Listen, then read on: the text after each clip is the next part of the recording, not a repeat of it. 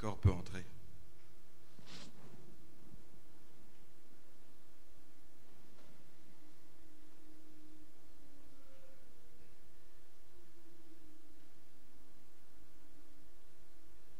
Au son de la musique.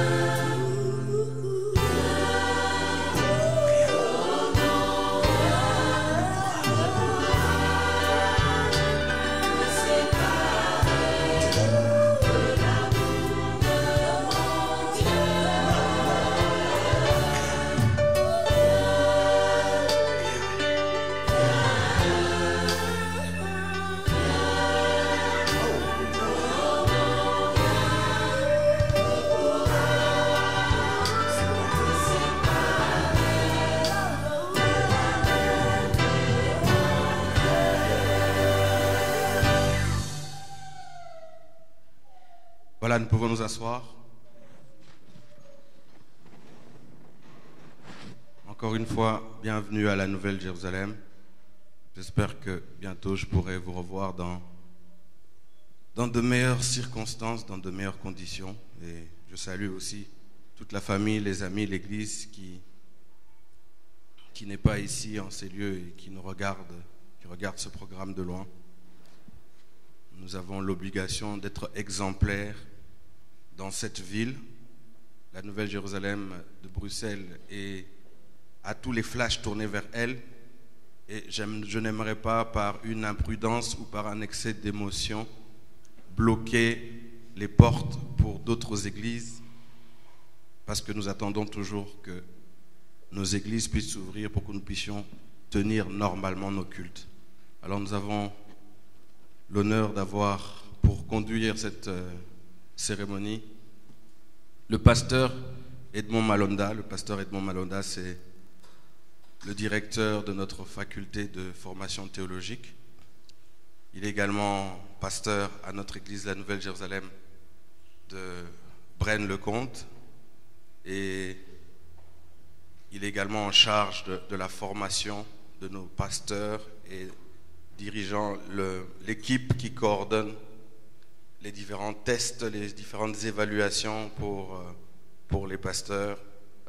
Il est évêque ordonné, mais il a choisi, comme le bishop l'avait suggéré, que tous les pasteurs de Belgique, qu'ils soient exhortateurs, licenciés, évêques ordonnés, de se faire appeler simplement pasteur, parce que ça reste quand même notre charge principale. Pasteur Malonda, merci de venir poursuivre le programme.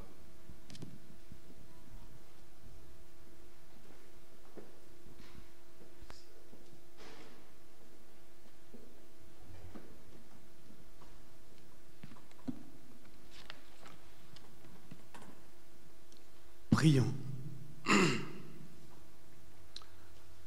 Seigneur, nous voici devant toi, affligés, blessés. Tu nous acceptes tels que nous sommes, avec notre peine, nos questions, notre révolte. Et surtout, avec notre manque de foi. Père, fortifie notre confiance en toi. Tu as accueilli ta servante dans ta gloire à la fin de son pèlerinage qui est survenu trop tôt pour nous humains. Nous prions pour les nombreuses personnes affligées par ces deux pas. Fais-leur sentir ta présence. Souviens-toi aussi des nombreuses personnes qui pleurent un bien-aimé en ce moment.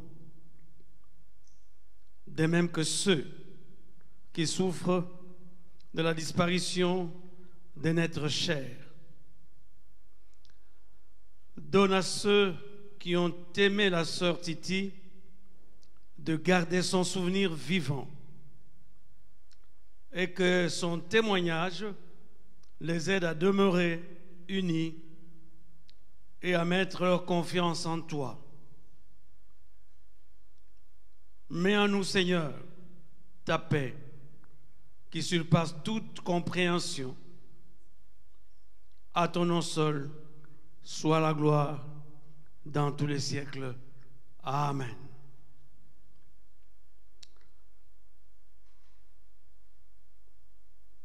Nous pouvons passer un moment de louange avec le chant « J'ai l'assurance ».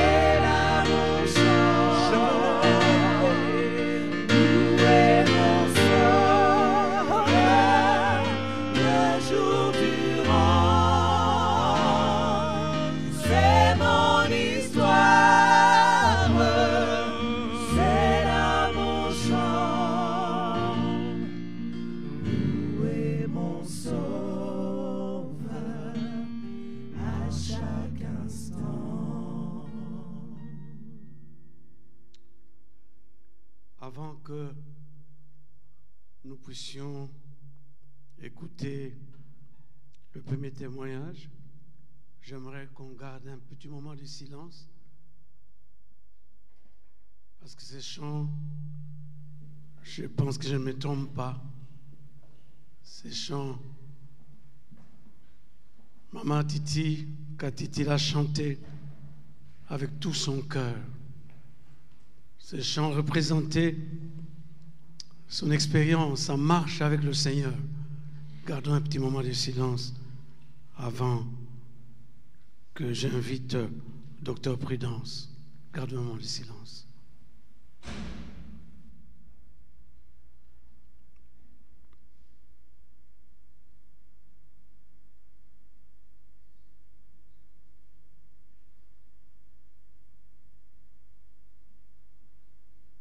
Gloire à notre Dieu.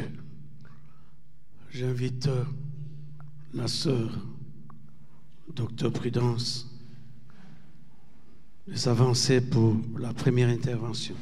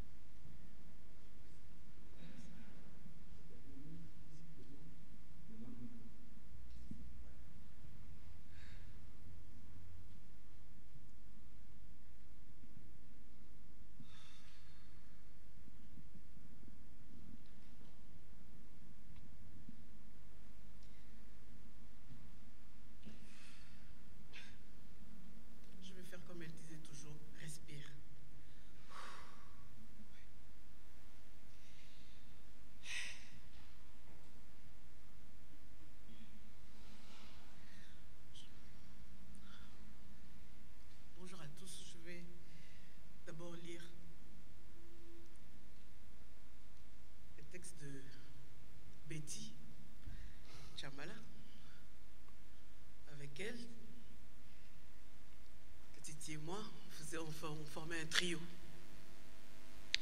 Betty à Kinshasa. Katiti, elle ne sait pas venir à cause du Covid. Mais elle veut te dire, ma copine, il m'est difficile d'écrire ces mots, tant la tristesse et la douleur serrent mon cœur. Il est une certitude, il est impossible d'autant aimer un être et de le perdre pour toujours.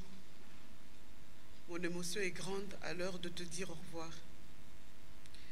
Cette nouvelle absence, quelle violence, quelle déchirure et blessure immense. Pourrais-je donner un sens à l'insensé? Pourrais-je un jour enfin l'accepter? Le souvenir est l'exemple de ta vie, ta détermination et ta persévérance, tes grandes qualités humaines et ton altruisme faisaient que ta compagnie m'était précieuse. Mon ami et ma sœur, ton amitié fidèle et inconditionnelle va grandement me manquer. Tu étais une amie toujours disponible et à l'écoute. Être ton amie, c'était être de ta famille, être ta sœur de cœur. Perdre une amie d'enfance, c'est perdre une partie de son histoire. Merci pour ton amour partagé. Ton départ ne peut effacer tous nos beaux souvenirs. Personne ne sait à quel âge ces jours toucheront à leur fin. Ta mort est un dernier enseignement que tu nous laisses. Elle nous donne encore plus à penser à l'importance de vivre pleinement chaque instant. Ma star en 3D, pour dire 3 dimensions. Quand tu avais ton micro en main, tu savais toucher ma chair, mon âme et mon esprit pour que les 3 dimensions à l'unisson adorent et louent Dieu, le Dieu que tu as tant aimé et servi de tout ton cœur. Tu étais ma star en 3D. Aujourd'hui, il nous faut accepter ton départ.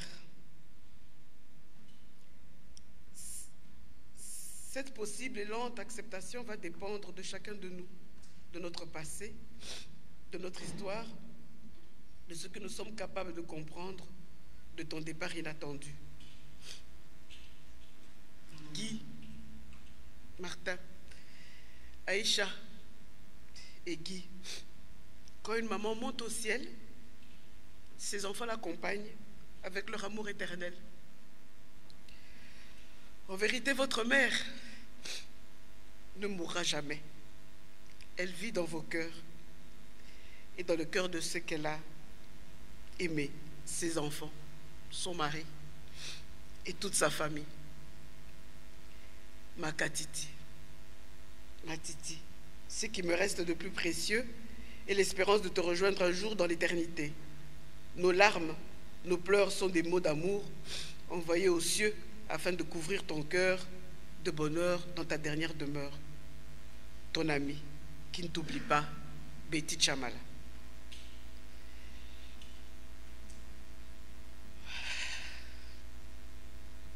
Titi, Katiti.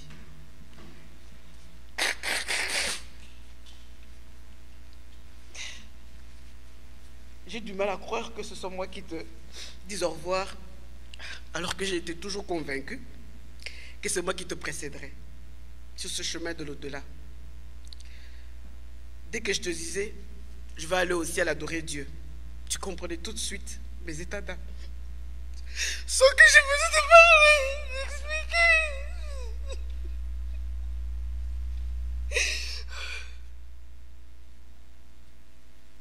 Un regard suffisait. Tu t'es excité tout en moi.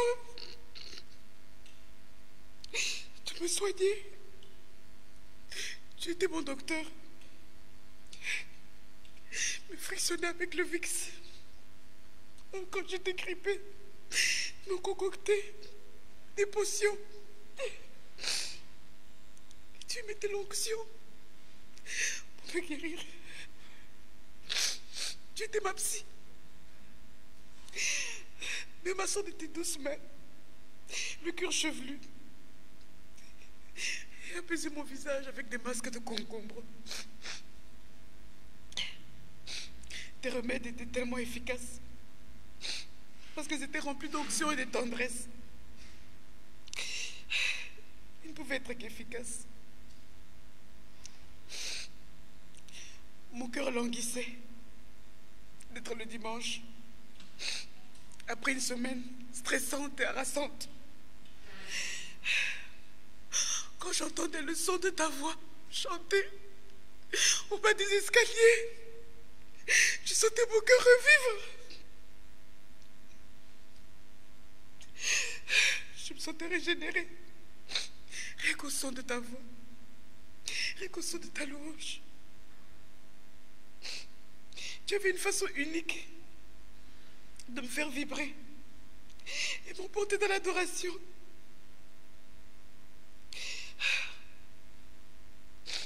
Je suis certaine que là-haut, tu es déjà. Tu as déjà reçu le concert des anges. Je me souviendrai toujours de notre première nuit de confidence dans ta petite chambre de l'avenue du Castel à Woluwe. Tu m'avais fait une petite place. Oh, combien de douillettes. Et cette nuit-là,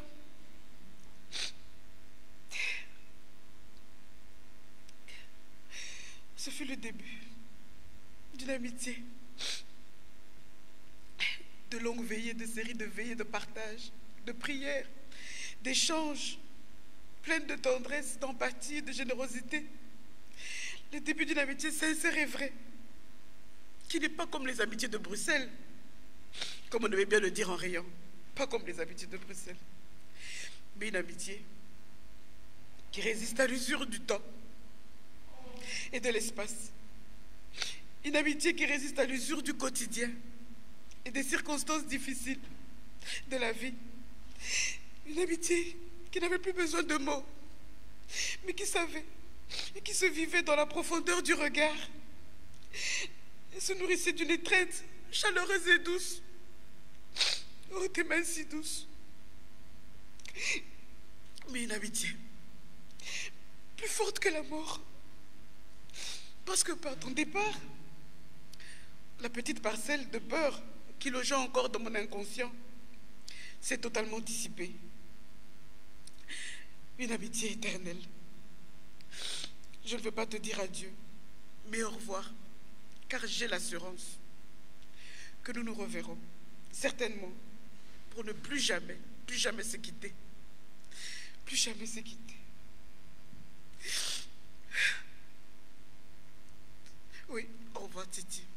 On va se revoir, certainement. Certainement. Je t'aime de tout mon cœur.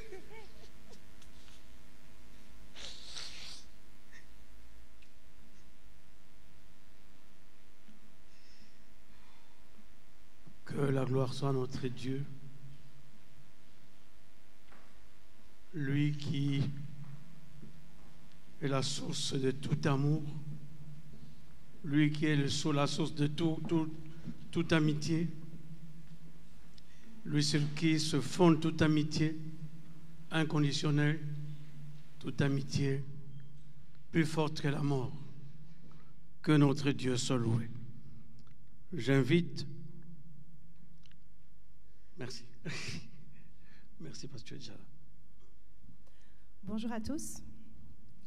Alors pour ceux qui ne le savent pas, je suis une des 3 petites sœurs de maman Titi et je suis aussi un membre de son ministère, l'équipe de louanges. Et comme je le lui disais souvent, elle était ma double chef parce que non seulement elle était ma grande sœur, mais elle était également ma responsable de ministère. En tant que grande sœur, dans une famille africaine, elle a ouvert énormément de portes pour nous, ces 3 sœurs. Elle nous a donné, par exemple, à toutes les 3, cette envie de voyager et de découvrir le monde, comme elle l'avait fait elle-même en allant vivre à Washington, aux États-Unis. Et grâce à son expérience, nos parents étaient beaucoup moins réticents de pouvoir nous laisser partir. Avoir une grande sœur de 12 ans, son aînée, ça m'a apporté beaucoup d'avantages. Par exemple, je pouvais passer mon tour de faire la vaisselle, de nettoyer et surtout de préparer, chose que je n'aime pas trop. Parce que je parvenais toujours à la convaincre d'une manière ou d'une autre que ce n'était pas bon pour moi de préparer ou de faire ces choses. Et bien sûr, elle le faisait pour moi. Elle me disait « Tu m'as encore arnaqué ». Ces dernières années, je me suis beaucoup moquée d'elle parce que je lui disais qu'elle était la digne héritière du titre affectueux que nous avions donné à la maison de mes parents. On l'appelait en fait « The House of Food », la maison de la nourriture. Pour ceux qui connaissaient maman, elle avait toujours des grosses casseroles remplies de nourriture. Et en fait, c'était aussi maintenant le cas de Katiti. Elle avait toujours ce cœur à vouloir partager avec les autres et elle le faisait avec joie. Et ça, c'est vraiment l'héritage aussi qu'elle nous a laissé, ce cœur de partage. Ceux qui la connaissent personnellement pourront témoigner à quel point maman Titi était vraiment marrante. Elle avait toujours des histoires hyper intéressantes, un peu loufoques parfois. Elle racontait toujours ses histoires et on rigolait beaucoup. Je me souviens de notre dernier voyage que nous avons fait ensemble. Nous avons été à Kinshasa pour le mariage de ma sœur. Et en fait, pendant ce voyage, on n'a pas arrêté de rire. Et ça, c'était maman Titi. Une femme qui aimait la vie, une femme qui aimait rigoler, qui aimait partager des moments de joie avec sa famille, ses enfants, son mari et ses frères et sœurs. Je voudrais également parler de ma relation avec elle dans le ministère. Maman Titi était un leader extraordinaire. Elle a formé de nombreuses générations de directeurs de louanges. Et moi, je suis un pur produit, en fait, de son école de formation. Ça fait plus ou moins 18 ans maintenant que maman Titi m'a fait confiance et elle m'a donné cette opportunité de pouvoir me mettre devant et diriger les cultes. 18 ans. Et à cette époque-là, déjà, c'était son désir de travailler avec des nouvelles générations. Et jusqu'aujourd'hui, jusqu'à son dernier souffle, c'est ce qu'elle a fait. Former, exhorter, conduire avec beaucoup d'amour et beaucoup de patience. Et en fait, c'est pour cela que je voudrais m'adresser maintenant à toutes les personnes qui ont été formées par elle. Parce que ce n'est pas seulement des personnes d'ici, de la Nouvelle-Jérusalem, de Bruxelles, mais elle a formé dans le monde entier des gens. Je voudrais vous dire, en fait, c'est le moment de se lever et de produire les fruits de cette formation. Servir le Seigneur avec toute son énergie et toute sa force. Ne nous décourageons pas, parce que c'est ce qu'elle nous a laissé comme héritage. Je voudrais m'adresser aussi à l'équipe de louanges de Bruxelles, aux équipes de louanges de toutes les Nouvelles Jérusalem, en Belgique et dans le monde entier, à toutes les personnes à qui elle a travaillé. Je voudrais vous dire, servons le Seigneur. C'est maintenant qu'il faut le faire, sans relâche. Et je voudrais vous laisser un de ces passages préférés de la Bible, dans Romains, au chapitre 12, verset 11. « Ayez du zèle et non de la paresse. Soyez fervents d'esprit, servez le Seigneur. » Maman Titi a été une chanteuse exceptionnelle, avec un coffre hors norme, un vibrato comparable à une machine de guerre. Mais bien plus que cela, elle était une personne fidèle au ministère. Peu importe les circonstances, elle était présente. Et c'est pour ça que je veux m'adresser à Guy Martin et à Aïcha. Votre maman était présente tout le temps.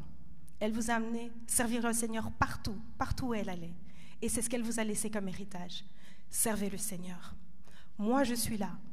Tantine Lydia, Tantine Aimée, tonton Didier, tonton Tito, nous sommes là et nous sommes avec vous. Vous êtes nos enfants, vous êtes aussi notre héritage maintenant. Donc on est là avec vous et on va toujours s'occuper de vous. Maman Titi était une femme de foi, une femme de prière. Toute sa vie a été consacrée à Dieu, à servir les autres. Et c'est ça l'héritage qu'elle nous laisse aujourd'hui. Et je voudrais enfin m'adresser à toutes les personnes qui ont été touchées par sa voix, sa personne ou son ministère.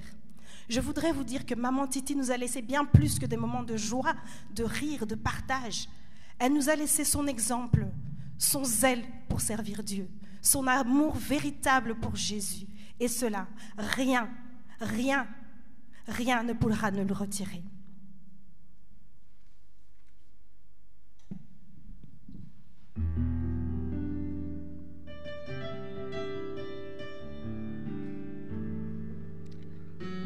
Merci, chère Grâce. J'invite maintenant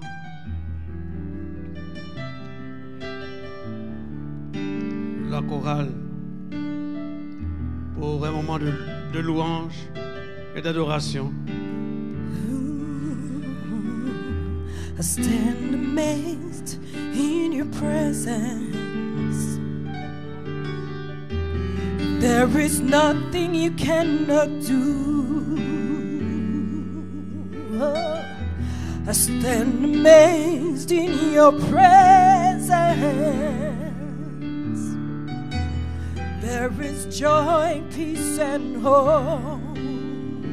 Oh, I stand amazed in your presence. Ooh, I stand amazed. There is nothing you cannot do. Lord, I stand amazed in your presence. There is joy, peace, and hope. Yeah, there's no one like you, Jesus. There's no one like you in all the earth. There's no one like you, Jesus. Qui est comme toi? No one like you. You do mighty things. You do glorious things. You're a faithful God. Tu es fidèle, Seigneur. You do mighty things. You do glorious things. You're a faithful God. Awesome is your name. Oh, I stand amazed in your presence. Lord, I stand amazed. There is nothing you cannot do. Lord, I stand amazed. Hallelujah. In your presence. There is joy, peace, and hope. Yeah,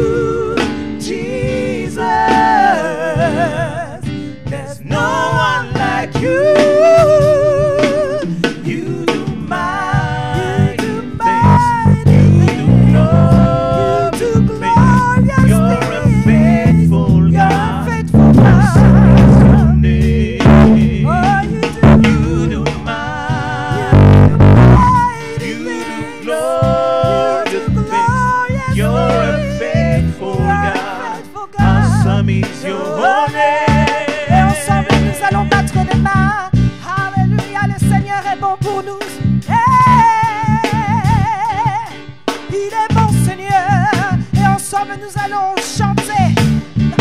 Oh, hallelujah. Hallelujah, hallelujah, hallelujah, hallelujah, hallelujah, hallelujah. Yeah. Oh, hallelujah. Hallelujah, hallelujah, hallelujah, hallelujah, hallelujah. Yeah. Encore une fois.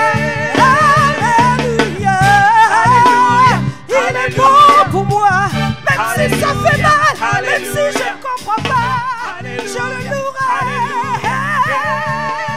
Encore une fois. Alléluia.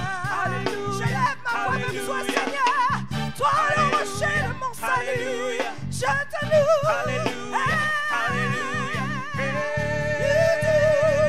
You do mighty things.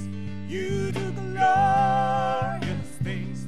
You're a faithful God. Awesome is your name. You do mighty things. You do glorious things. You're a faithful God. Awesome is your name.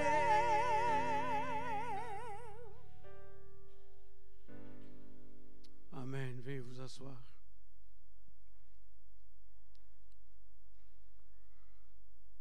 Que toute la gloire, toute la louange revienne à notre Dieu. J'invite successivement mon frère Guy pour une troisième intervention et après le pasteur Tito pour un résumé des biographies.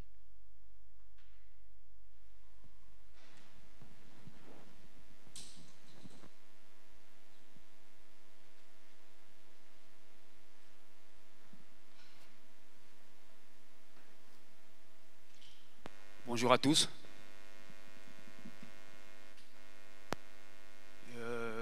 Tous ceux qui m'ont précédé vous ont parlé de la chanteuse, de la meneuse de la louange. Et moi, je vais simplement vous parler de mon épouse. Donc, j'ai essayé de faire un petit résumé, mais c'est difficile de résumer 23 ans d'amitié et 20 ans de mariage en quelques lignes. Je vais essayer de sortir juste quelques anecdotes et si j'oublie quelque chose, ce ne sera pas grave. Alors, je vais d'abord vous parler de ma rencontre avec Titi. En fait, pour la petite histoire, je fais partie de la Nouvelle-Jérusalem depuis 1988. Donc j'ai pratiquement grandi dans cette église. Et le hasard a fait que je me suis retrouvé dans la chorale Vie Nouvelle avec elle. Et puis il y a eu des histoires, je me suis fait virer, pas assez spirituel, pas assez concentré, pas assez impliqué, bon voilà. Mais dans la suite des événements, je l'ai retrouvé au sein de l'équipe de louange qui venait d'être créée, que j'ai intégré par après comme guitariste. Et il se trouve que à partir de cette année-là, j'aurais besoin du pasteur Didier. C'était encore en quelle année? Autour des années 94. Et là, je me suis retrouvé avec elle comme ma chef. Vous voyez déjà le topo d'ici. Donc, elle était ma chef et elle est restée ma chef au niveau de l'église. Mais à la maison, elle n'a pas oublié d'être mon épouse. Amen. Et dans la vie de tous les jours, en plus d'avoir été mon épouse, pour moi c'était une copine, c'était une amie, c'était une confidente et surtout une complice. Et pour l'embêter, je lui disais, tu es le sucre permanent dans mon café. Et je lui ai dit de son vivant. Et nous avons poussé la complicité jusqu'à faire des choses qui énervaient même mon fils, Guy Martin, qui est là, Un jour, il nous a attrapés à nous deux et puis il dit, mais pourquoi vous passez toujours votre carte bancaire, vous deux? Moi, lorsque je me marierai, ma femme ne verra pas ma carte de banque. Il est là. Donc, il s'est moqué de nous toujours. Parce que quand je veux besoin de pain, il dit, t'as encore un peu de sous dans ta carte? Non, prends la mienne. Je passe la carte. Il dit, mais arrêtez de vous passer votre carte. Mais c'était la maman. Vous savez, tout ce qui a été dit ici, c'est au niveau spirituel. Et moi, je vous dis, elle n'a pas oublié d'être une femme. Une vraie femme. Quand elle s'est fâchée, elle ne te parle pas pendant 2 jours. Mais elle te fait quand même à manger. Donc, elle savait gérer sa maison. Et je suis bien placé pour le dire. Nous, les hommes, vous savez, nous laissons toujours traîner quelque chose. Si ce n'est pas une paire de chaussettes, si ce n'est pas une chemise sale, des choses comme ça, elle s'en occupait bien. Elle s'est occupée de ses enfants de A à Z. Pour dire vrai, c'est elle qui les amenait à l'école, c'est elle qui les reprenait, c'est elle qui organisait leur mercredi, c'est elle qui organisait leur vendredi. Et le samedi et le dimanche était plus facile à faire parce que nous sommes impliqués à 2 dans l'église, dans le ministère. Alors, pour pousser encore plus loin le fait d'être la maman de la maison, que moi j'ai toujours appelée mère poule, et je l'appelais toujours maman Nabana, même quand elle n'avait qu'un seul enfant, elle a continué à nous gérer des soins intensifs de l'hôpital, s'il vous plaît. Je vais vous raconter une anecdote. J'appelle l'hôpital pour avoir de ces nouvelles, parce que j'appelais tous les jours pour avoir au jour le jour la situation, comment ça allait, comment ça avançait, s'il y avait quelque chose d'améliorer ou pas et tout ça. J'appelle, j'ai l'infirmière en ligne et j'entends l'infirmière dire « Madame Ilunga, votre mari est là, en ligne. » Moi, j'appelle pour m'inquiéter pour elle. Elle répond à l'infirmière, j'entends, dites-lui de sortir le poulet du frigo pour les enfants. Elle est aux soins intensifs. Elle pense à nous qui sommes restés à la maison, qui nous portions bien, et elle pense à notre poulet. Alors que elle est au plus mal. Je rappelle un autre jour, elle m'envoie un message, il faut nettoyer la maison au Dettol. Un autre jour, elle m'envoie un message, il faut jeter les draps que j'ai utilisés. Un autre jour, elle m'envoie un message, Dieu est bon. Un autre jour, elle m'envoie un message, Dieu est là. Ça, c'est vraiment sa nature, toujours la foi. Même dans les situations difficiles, sa vie n'a pas toujours été calme. Il y a eu des moments de pleurs aussi, beaucoup de moments de pleurs.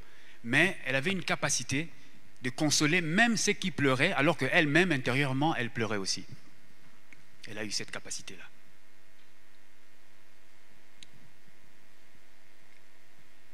Et ici, moi, ce que je voudrais dire aussi, c'est que dans notre vie de tous les jours, on était comme les 4 pieds d'une table. Donc, il y a moi et elle, et puis il y a les 2 enfants. Maintenant, elle est partie rejoindre le Seigneur, comme elle a toujours chanté elle-même, c'est mon histoire, c'est là mon chant, et elle disait toujours, c'est le Seigneur qui a le dernier mot dans sa vie. Une foi inébranlable, quelles que soient les circonstances. Et alors maintenant, moi, ce que je me suis dit, j'ai fait le choix de ne pas me poser trop de questions. De dire, Seigneur, pourquoi ceci, pourquoi elle, pourquoi pas un autre, pourquoi il y a des vieilles de 103 ans qui sortent de soins intensifs, qui reviennent, et pourquoi pas elle qui n'avait que 50 ans. J'ai refusé de me poser ce genre de questions. Je me suis simplement dit, Dieu est souverain. Il y a 3 pieds qui restent d'une table, eh bien, le 4e pied sera le Seigneur lui-même. J'ai fait ce choix-là.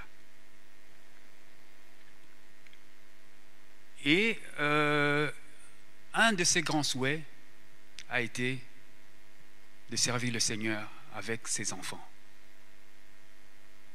Elle n'a pas eu le temps de mettre cela en place, mais le Seigneur a permis que le jour où elle a été remplacée de pied levé, Sinash, la chanteuse nigériane, elle a pu jouer sur un podium avec son fils Guy Martin, moi à la guitare et elle au chant.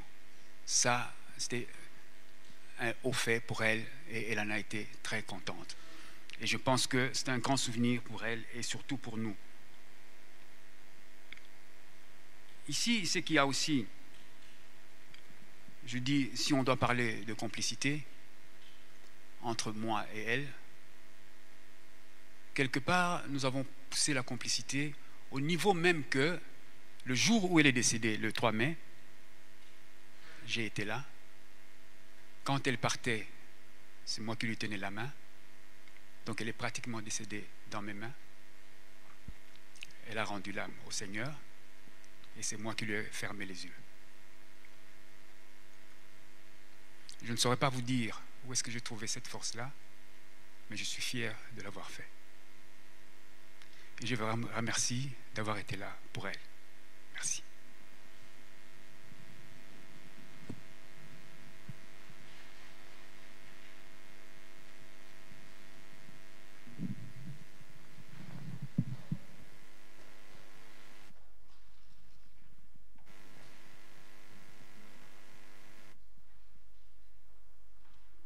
Bonjour à tous. Je vais vous lire une biographie résumée de ma sœur.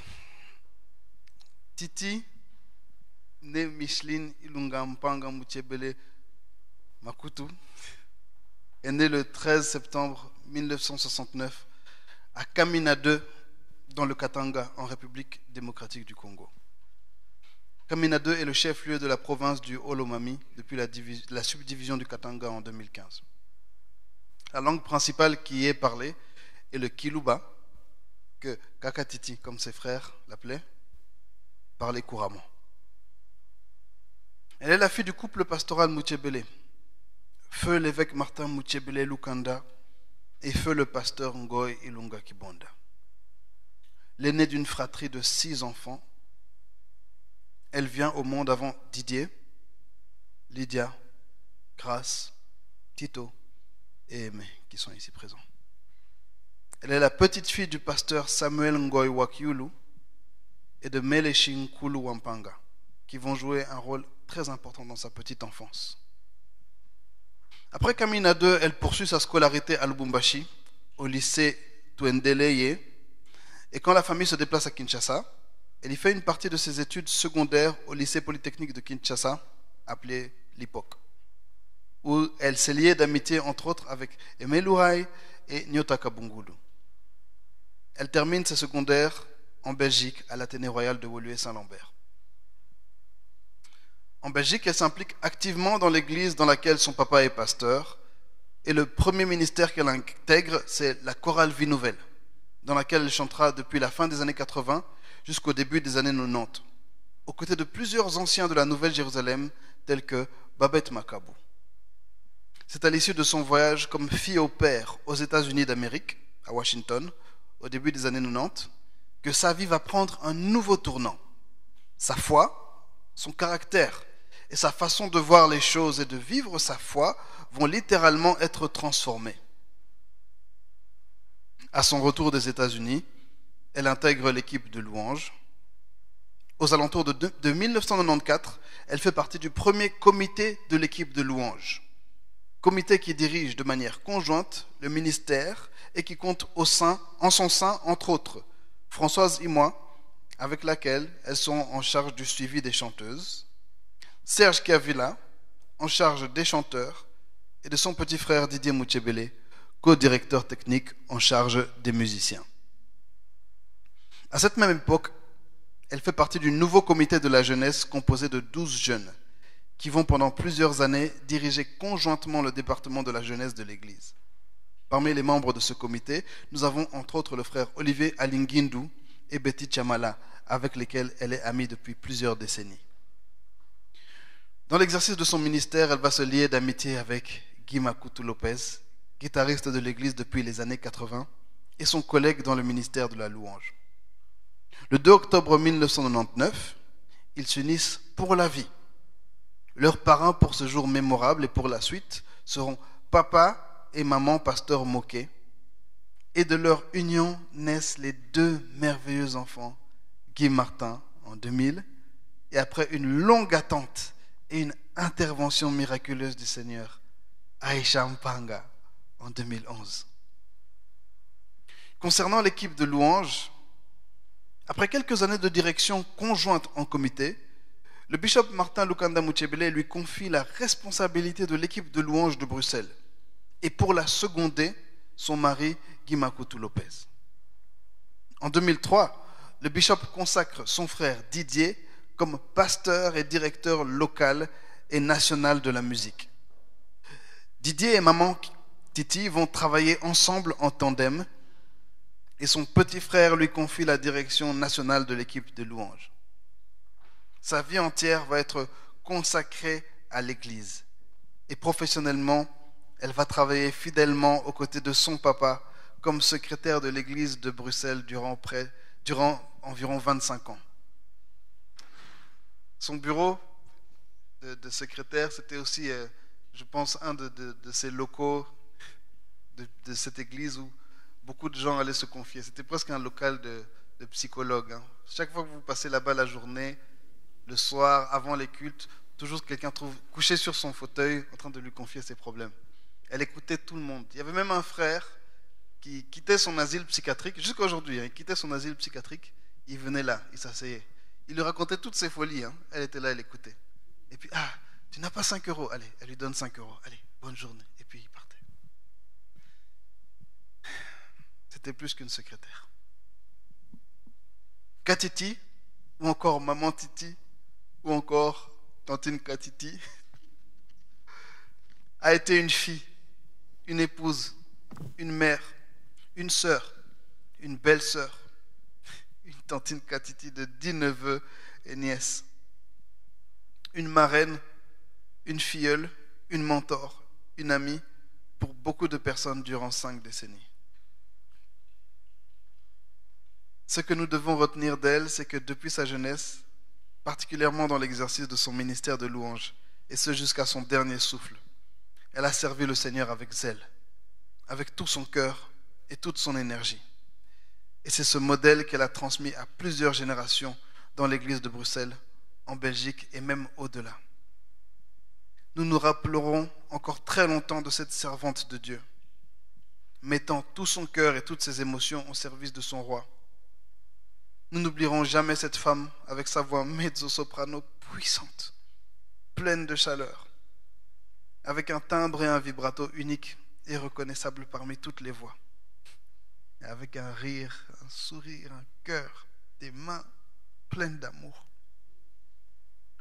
Nous ne t'oublierons jamais, Maman Tantine Katiti. Merci à tous.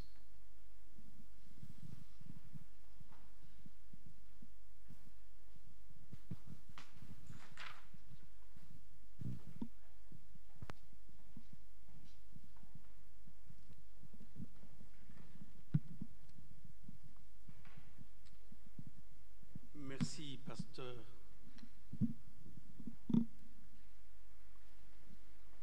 Tito, pour ces merveilleux témoignages. Je voudrais, avant de me mettre à prêcher, faire une confession de foi. Oh, soyez indulgents envers moi. Une confession qui s'adapte à la circonstance qui est la nôtre. Oui, je crois que Dieu reste créateur. Même si je me pose des questions par rapport à la méchanceté, à la cruauté de la mort, je crois encore que Dieu a créé le monde pour une vie merveilleuse. Même si j'assiste impuissant face au dictat de la mort, je suis convaincu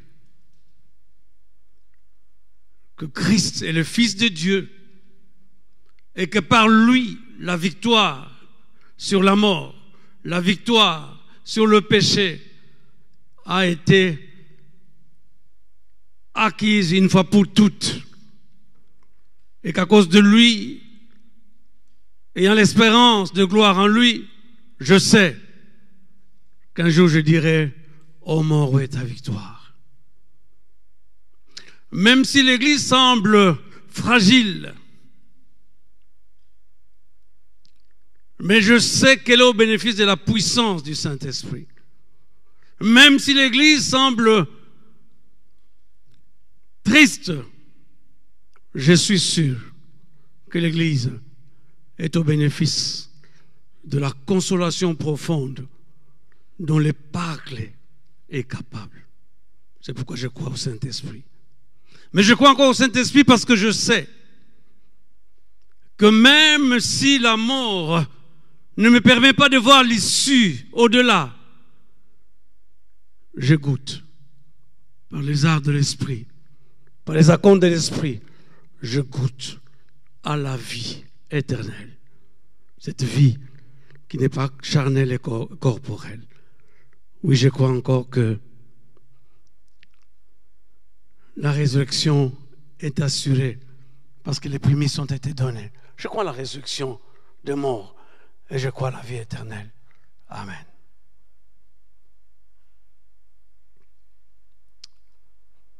Avant que nous puissions partager la parole de Dieu, nous allons prier. Nous allons prier pour demander à Dieu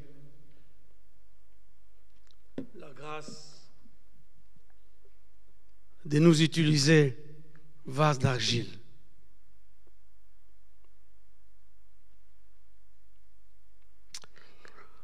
Ô Dieu notre Père, nous voilà réunis dans l'émotion et dans la peine. Peine que nous cause la disparition de notre sœur Titi. Mais aussi dans l'amitié et dans l'affection partagée, nous t'en remercions. Ô Seigneur, que ce moment où nous rapproche le souvenir d'une de tes chers enfants nous rapproche aussi de toi. Viens approfondir en chacun de nous la foi, l'espérance et l'amour. Éclaire de ton esprit les paroles que nous allons entendre à travers la Bible et permets qu'elles soient véritablement pour nous un message de vie. Oui, Seigneur, nous avons besoin de ta présence. Donne-nous ton esprit qui reconforte, qui éclaire, afin que ce moment douloureux s'illumine pour nous d'espérance et de paix. Amen.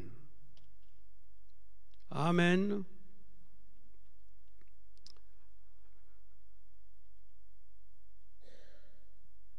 Que dire dans un moment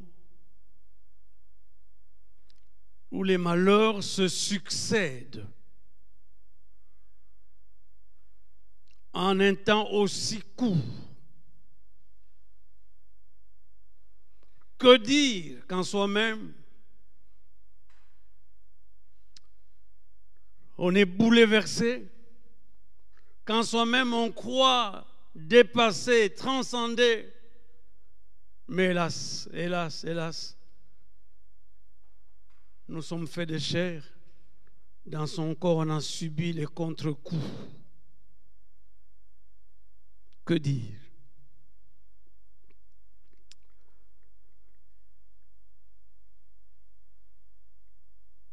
Nous n'avons que recourir à la parole de Dieu pour avoir quelque chose à dire, parce qu'autrement, on en serait incapable. Quelle parole j'ai choisi? Bien-aimé, c'est tous les livres de Job. Je voudrais simplement lire quelques versets à titre d'introduction, mais je voudrais, en ce moment où nos cœurs sont blessés, je voudrais trouver le réconfort dans les paroles qui sont dans ce livre de Job. Je vais juste lire quelques versets pour introduire, et puis nous irons ça et là pour retrouver notre réconfort dans cette parole.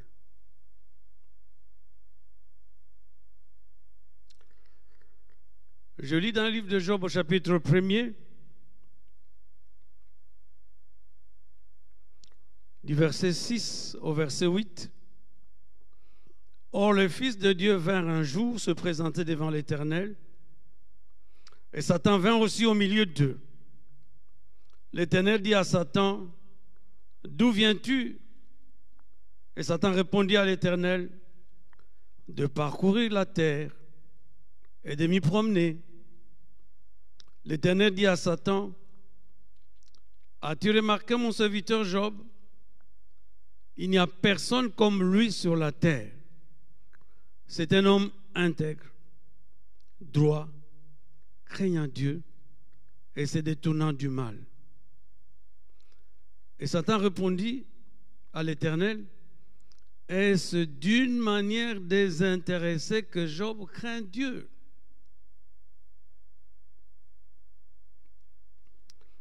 Je saute, je passe au verset 21-22, qui sont les paroles de Job, quand on lui apprend tous les malheurs qui se sont succédés. Job répond, « Je suis sorti nu du sein de ma mère, et ni je retournerai dans le sein de la terre. L'Éternel a donné, et l'Éternel a ôté, que le nom de l'Éternel soit béni. » Je passe au chapitre 2, au verset 9 et 10.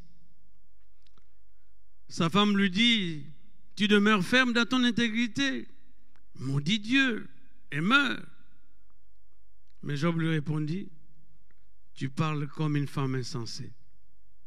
Quoi? Recevons-nous de Dieu le bien et nous ne recevions pas aussi le mal? » En tout cela, Job ne pécha point par ses lèvres. Amen. Je sais que le livre de Job fait couler beaucoup d'encre et beaucoup de salive eu égard aux enjeux historiques concernant ces livres. Et oui, on pose la question de l'historicité de la personne de Job. On pose la question de la datation, la rédaction de ces livres. Il y a d'autres qui disent qu'il y a une transmission orale qui a été antérieure à la mise sous forme écrite de ce livre. Volontairement, je crois qu'un tel débat ne se prête pas à notre assistance ici. Je fis fait de ça. Je voudrais simplement relever le contenu théologique de ces textes pour qu'ils deviennent vie pour nous aujourd'hui. Et pour cela, je demande votre indulgence aussi, parce que je ne veux pas m'étendre sur beaucoup de points dans le livre de Job. Je vais m'étendre juste sur, me focaliser sur 2 points.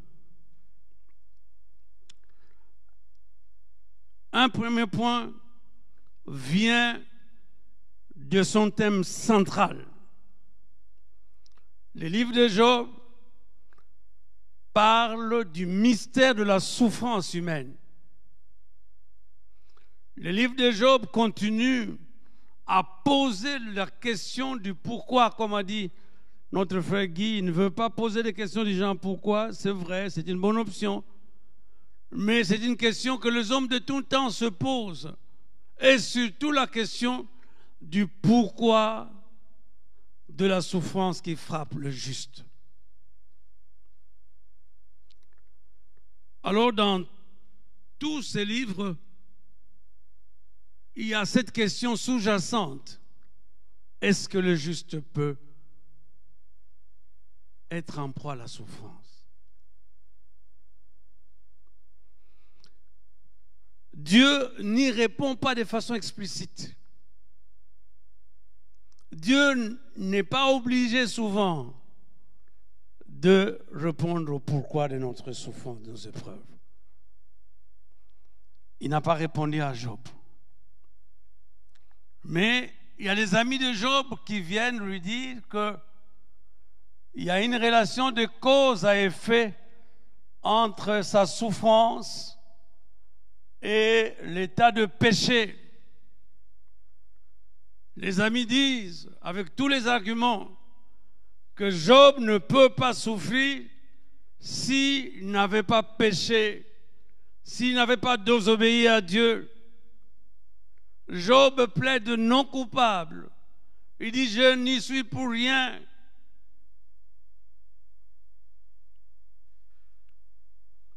Mais finalement, quand on avance dans ces livres, il y a une réponse qui est là. Il y a une réponse qui est là. En tout cas, c'est clair. Et de la part de Dieu, et de la part de Job, c'est clair que son épreuve n'est pas due au péché. Et Dieu l'atteste. Dieu dit que Job, c'est un homme intègre, un homme droit, un homme craignant Dieu, un homme qui fuit le mal. Homme intègre, un homme entier. Ce que dit son esprit trouve écho dans son âme. Et l'écho de la voix de l'esprit dans son âme se répercute sur son corps. Il n'y a pas de duplicité. À cause de cette attitude de cœur, à cause de cette richesse de cœur, alors ça se remarque dans sa vie courante. C'est un homme droit. Un homme qui marche dans la droiture parce qu'il est entier. Un homme qui est tellement conscient de la présence de Dieu que dans sa vie de tous les jours, la présence de Dieu, c'est un paramètre dont il tient compte quand il pense, dont il tient compte quand il parle, dont il tient compte quand il agit. Alors la conséquence de cela, c'est qu'il fuit le mal pour ne pas offenser Dieu. Enfin, ce n'est pas sur ça que nous voulons insister. Mais c'est sur quoi nous voulons insister dans ces premiers points provenant du thème central de ces livres, c'est que la souffrance, l'épreuve, n'est pas toujours liée au péché.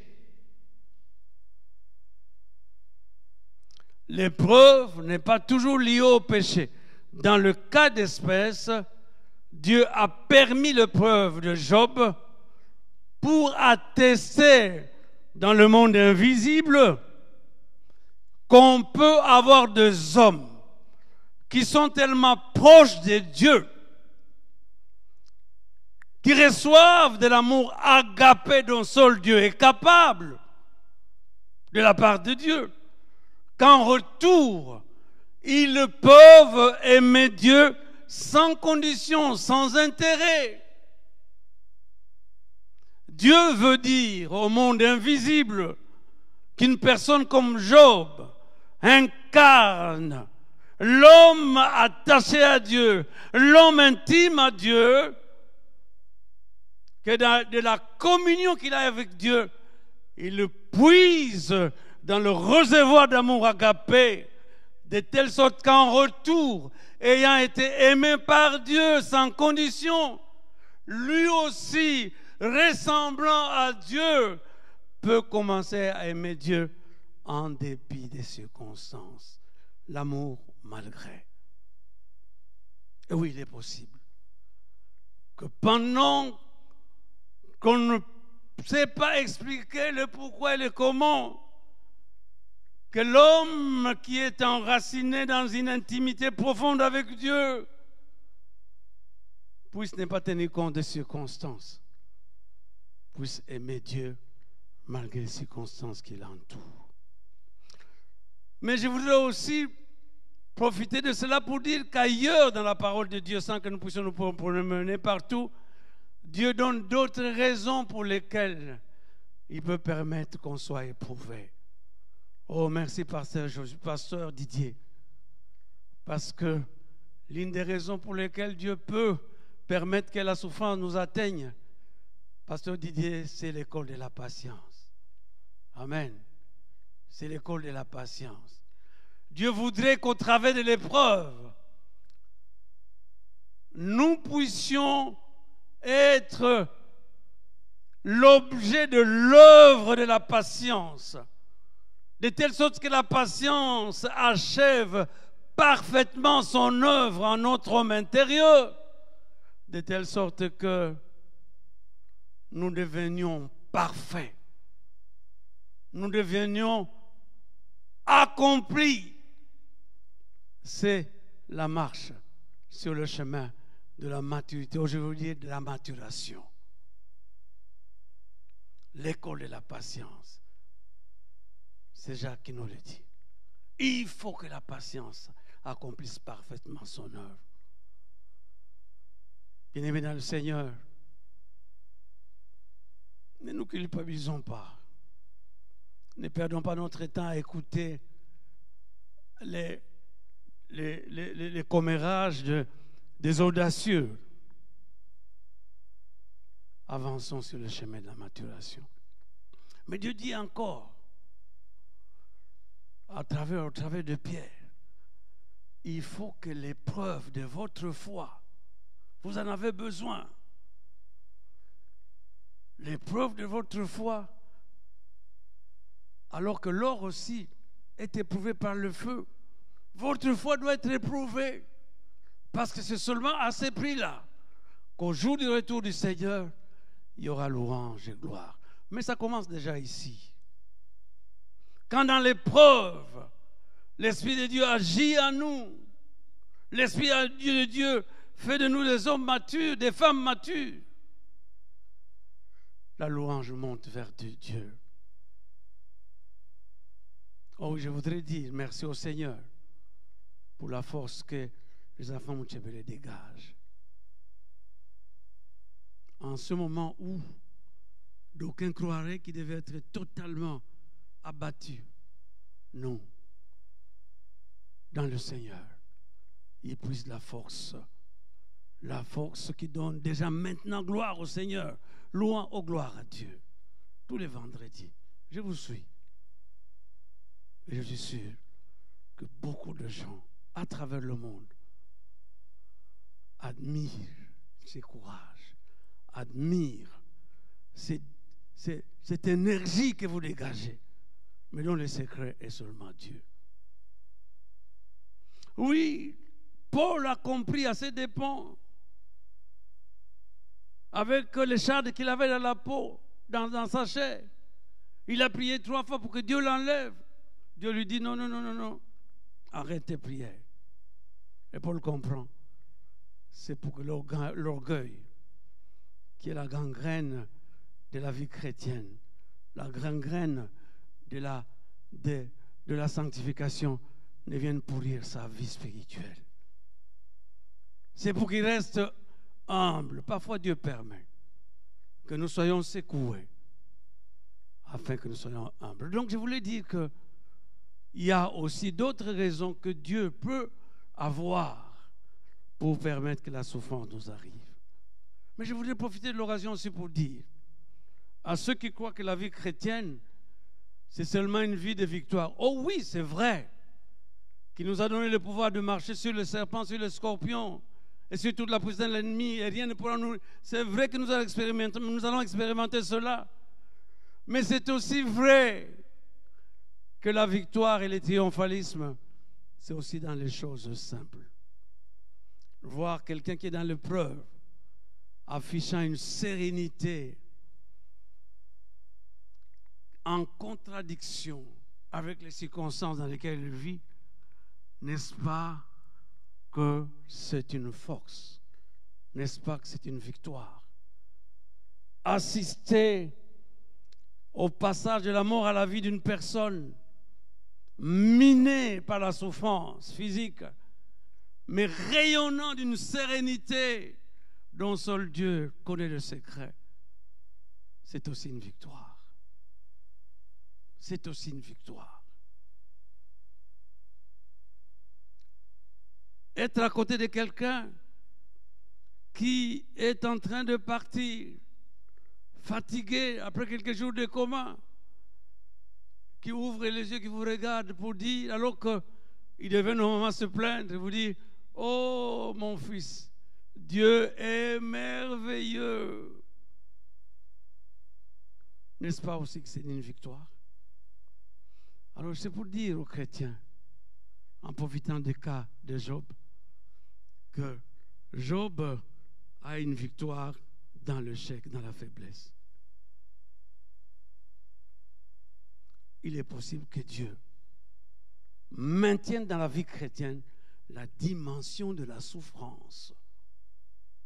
C'est de l'enfantillage que de croire qu'à tout moment on est victorieux, à tout moment on est vainqueur. C'est enfantin. Mais Dieu peut aussi permettre, oui, de manifester sa toute-puissance dans notre vie pour sa gloire, mais aussi de manifester sa gloire au travers de notre faiblesse.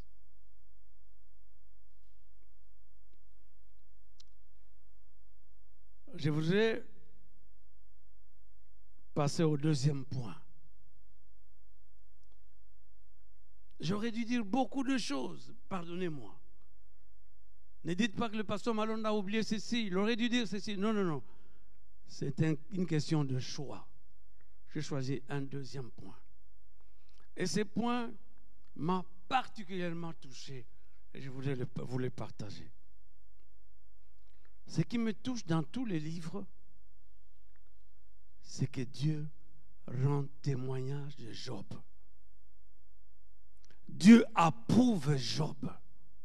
Dieu exprime son approbation quant à la vie de Job. Cette approbation, il l'a avant l'épreuve. Il dit que c'est un homme intègre. Sur la terre, il n'y a personne comme lui. Il ose défier son interlocuteur. Tu peux tout faire. Il restera intègre. Il restera droit. Dieu rend témoignage. Pendant la tribulation, Job, au début de la tribulation, Job est en train d'être victorieux dans la faiblesse. Il dit comme Papa Guy a dit, je n'ai pas besoin de te demander pourquoi. Je vois mon identité. Je ne suis qu'un homme dépouillé de tout. C'est comme ça que je suis venu sur la terre. Mon identité, c'est en fait une identité, je pourrais dire, entre guillemets, dépouillée. Je n'ai rien à emporter sur la terre. Je n'ai rien de permanent sur la terre.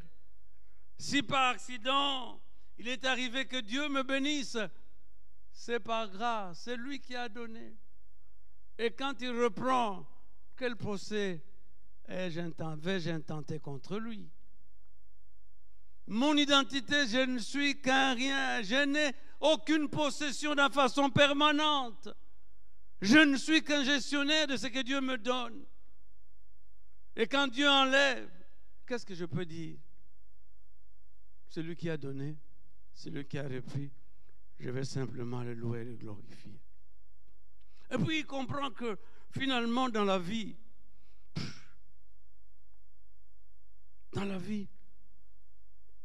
notre vie dépend totalement de Dieu. Et notre vie dépendant totalement de Dieu, il n'a pas à craindre que le malheur arrive parce qu'il sait que Dieu est toujours au contrôle, que tout vient de Dieu.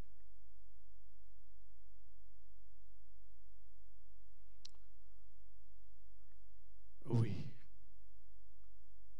je voudrais insister sur le témoignage de Dieu. Le témoignage que Dieu rend vis-à-vis de lui, au début, avant, pendant la tribulation. Dieu ne parle peut-être pas. Job va jusqu'à être vrai avec Dieu. Job va se plaindre contre Dieu.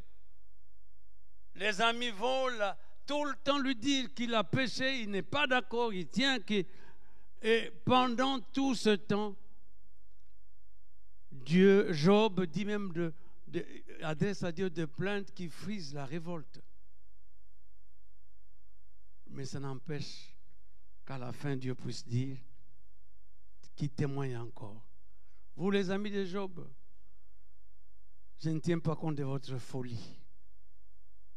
C'est à cause de Job qui va prier pour vous, parce que vous n'avez pas parlé avec droiture de moi. Il faudra que Job puisse se sacrifier, faire de sacrifices pour vous. Vous avez raconté de tout ce que vous avez dit, relevé de la folie. Seul Job a été correct. Il devra prier pour vous. Donc le témoignage de Job, de Dieu pour Job, a continué.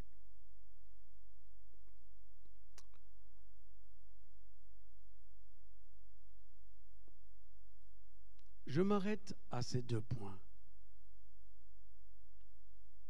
De la souffrance comme une dimension dans la vie chrétienne.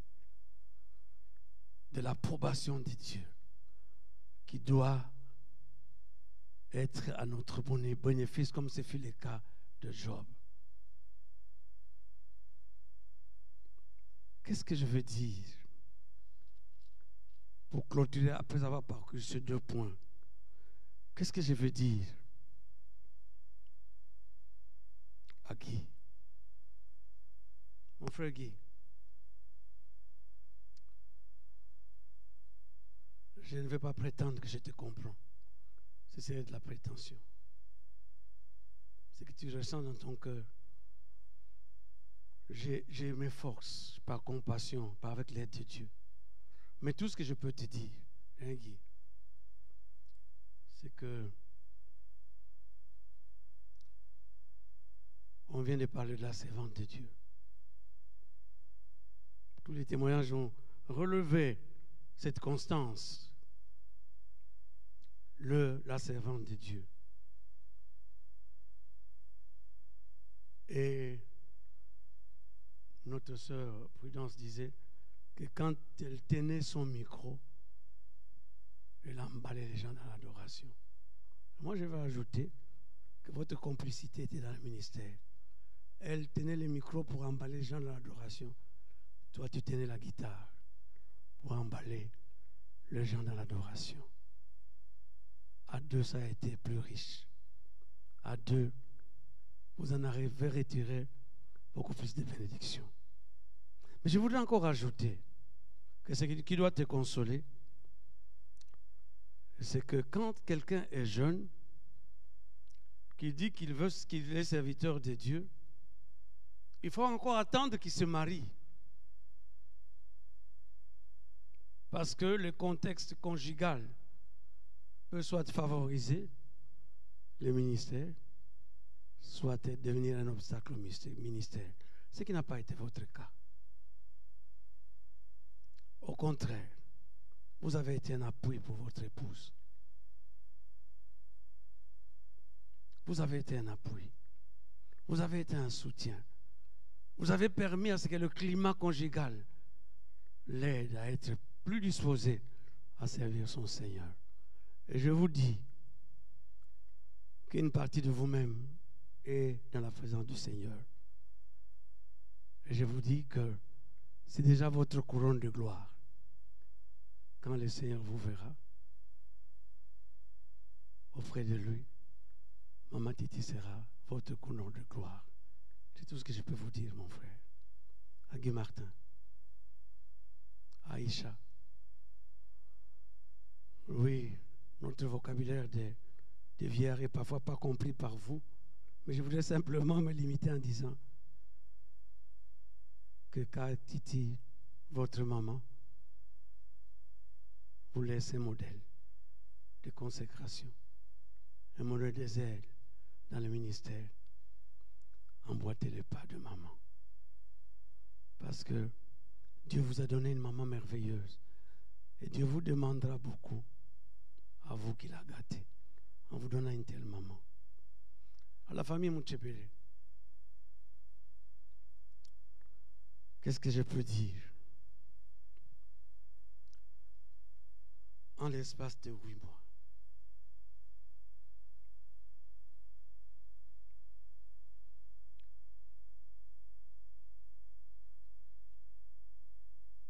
voir papa partir, voir maman partir, voir encore la grande sœur partir. Je sais que c'est dur. Je comprends. J'essaie de comprendre. Se dire, c'est dur. Mais au moins, chacun d'eux est parti dans le champ de bataille. Chacun d'eux est parti la main à la charrue. Il vous laisse une barre qui est quand même très élevée. Hein, Lydia?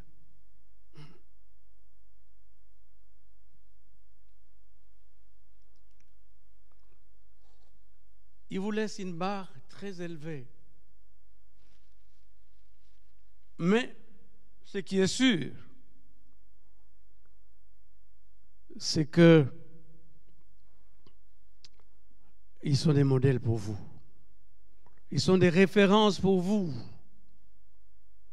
Et soyez rassurés, comme ils sont restés jusqu'au bout dans le service, soyez rassurés que Dieu les a accueillis, chacun en disant au bishop, bon, fidèle serviteur.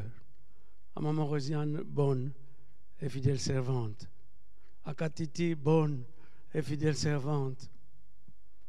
Entre, parce que vous avez été des occasions de joie pour moi. Venez partager ma joie à cause de la joie que j'ai éprouvée quand vous étiez en train de travailler pour moi. Puisse le Seigneur aimer. Et les Sephora, c'est Tito, hein? Et tous les autres, puisse le Seigneur vous aider pour que vous emboîtiez le pas. Toute la famille a ces 3 modèles qui sont tous des piliers dans la foi. Je termine en m'adressant à l'Église de Dieu. Je voudrais dire aux frères et sœurs dans l'Église de Dieu en Belgique et partout dans le monde que la souffrance qui est nôtre maintenant fait partie de la vie chrétienne aussi. Dans une église où Dieu est présent, on peut avoir de morts en cascade, c'est possible. Il n'y a pas lieu à se décourager. Il n'y a pas lieu à quitter l'église. Je m'adresse à toute l'église de Dieu à travers le monde, à travers toute la Belgique. La souffrance fait partie de notre vie chrétienne. Je voudrais dire aussi que quand par sa grâce nous pouvons avoir la dignité de fils et de filles, n'est-ce pas? Il y a moyen que notre patience parle au cœur de gens. Il y a moyen que notre fermeté parle au cœur de gens. Dans cette faiblesse, c'est la force du Seigneur qui y est présente. Je voulais dire encore à l'Église que ce qui doit nous préoccuper le plus possible, ce qui doit être notre objectif, c'est la présence, aller dans la présence de Dieu. Allez dans la présence de Dieu. Nous travaillons pour lui. À différents niveaux de ministère. C'est bien. Que notre ministère soit puissant, éclatant, dont on va parler partout. Faisons attention. C'est toujours bien, mais faisons attention. Ce qui doit nous préoccuper, c'est de nous poser tout le temps la question, est-ce que Dieu m'approuve? Est-ce que ce que je fais rencontre l'approbation de Dieu? Il est possible que nous ayons un ministère dont on parle partout, c'est très bien. Ce n'est pas une mauvaise chose. Mais il faut que ce que nous sommes en train de dire, de faire, vis-à-vis de celui qui sonde les cœurs, vis-à-vis de celui qui ne regarde pas l'apparence, il faut bien que cela soit approuvé. Oh, que le Seigneur nous aide, tous les serviteurs de Dieu, tous les pasteurs dans l'Église de Dieu, où que nous soyons, à nous poser la question de savoir si Dieu approuve ce que nous faisons. À tous ceux qui sont dans tous les ministères, à se poser la question de savoir si Dieu approuve tout ce que nous faisons. Que le Seigneur bénisse cette parole que j'ai présentée de façon imparfaite peut-être, mais que le Saint-Esprit va bien mettre dans nos cœurs pour qu'il produise les effets pour lesquels Dieu les a envoyés vers nous. Au nom de Jésus. Amen.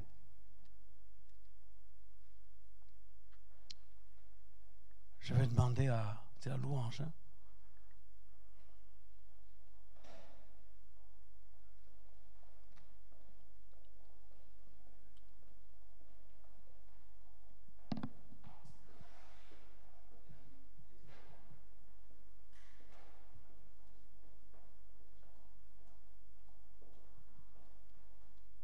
Pendant que nos choristes chantent, nous donnons les offrandes.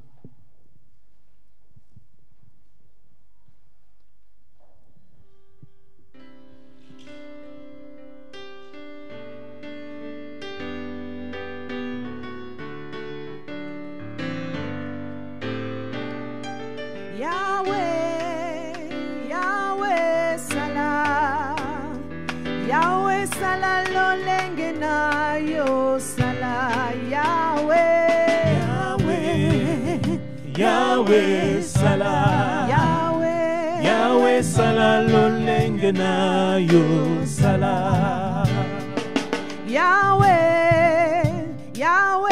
sala Yahweh sala lo lenge na yo sala Yahweh Yahweh sala Yahweh sala lo lenge na yo sala Yahweh nanga azako sala Zambe nanga azako sala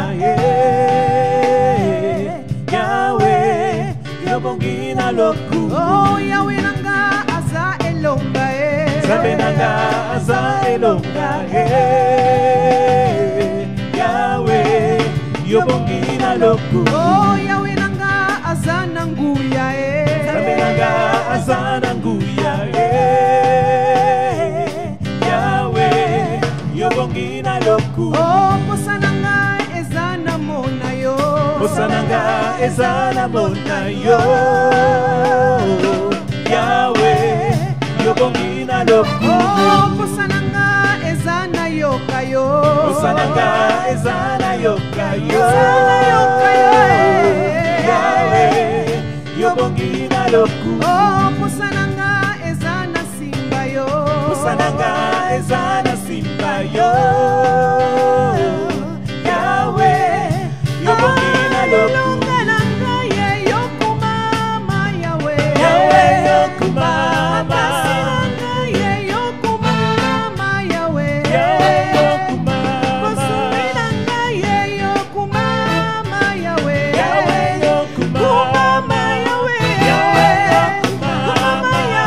Yahweh yokumama Yahweh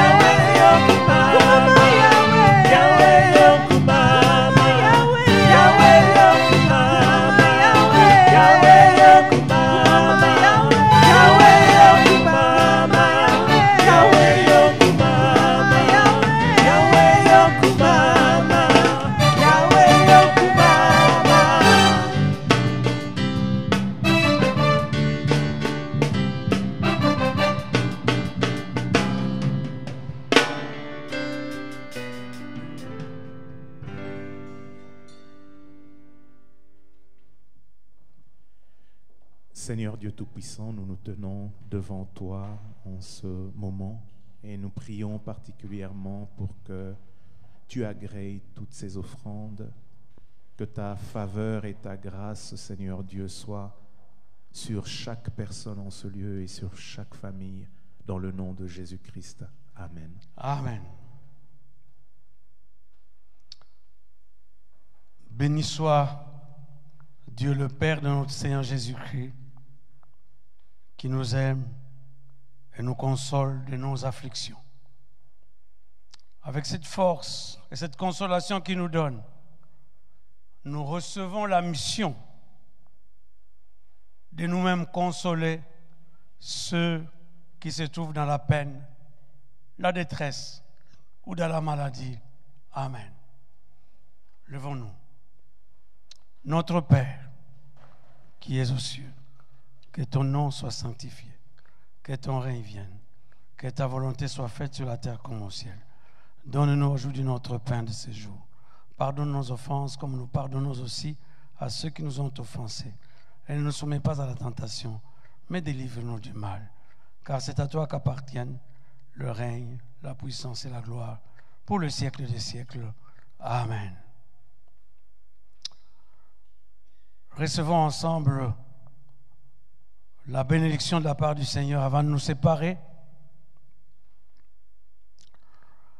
Que la grâce de notre Seigneur Jésus-Christ, l'amour de Dieu notre Père et la consolation du Saint-Esprit soient et demeurent avec vous tous, présents ou absents, visibles ou invisibles, pour le temps et pour l'éternité. Amen. Amen. Je ne sais pas, il n'y a pas un communiqué.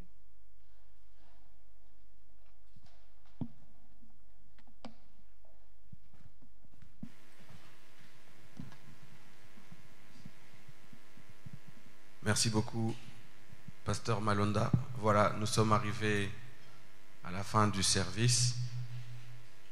Le corps de la défunte va sortir au son de la musique et il sera accompagné par la famille. Et ensuite, nous partirons ensemble en direction du cimetière de Kreinem. Nous sommes en période de confinement, donc vous comprendrez qu'après le cimetière,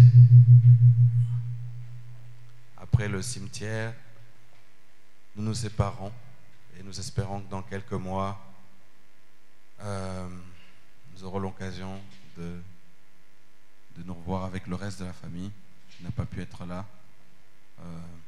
Sous quelle forme, je suis encore en train de réfléchir parce qu'on a eu quand même pas mal de décès. Mais voilà, ça c'est une autre question et nous espérons bien sûr nous retrouver dans ces lieux pour pouvoir adorer le Seigneur. Ceux qui veulent prier avec nous, nous prions chaque soir à 20h sur le Facebook de la Nouvelle-Jérusalem, tant que nous sommes confinés.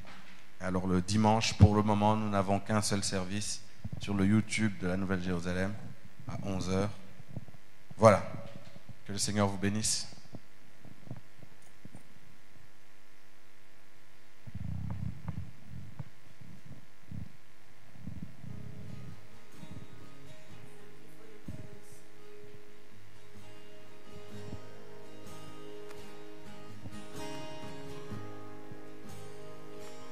I love you, Lord, for your mercy never failed me. In all my days, I've been held in your hand. From the moment that I wake up until I lay my head, I will sing of the goodness of God. 'Cause all my life you have been faithful.